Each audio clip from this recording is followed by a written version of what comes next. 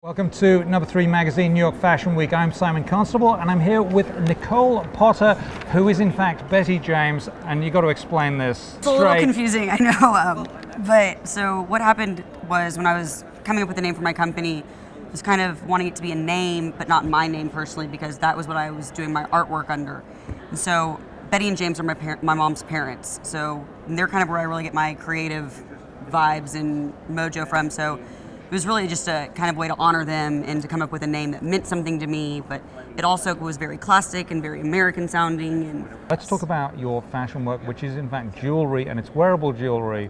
Yes. And you showed on the runway. The theme of the show was Wear Art, Wear Betty James.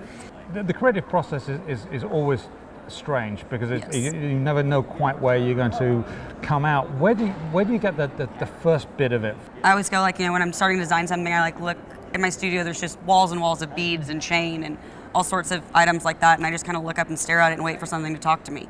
And then I go, okay, yeah, that's, so I guess that's kind of how everything starts. I don't really sketch, I don't plan, I just kind of have to start doing.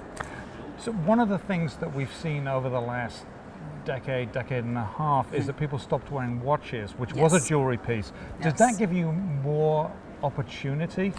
I believe so, because I personally don't wear a watch because it affects what kind of bracelets I can wear.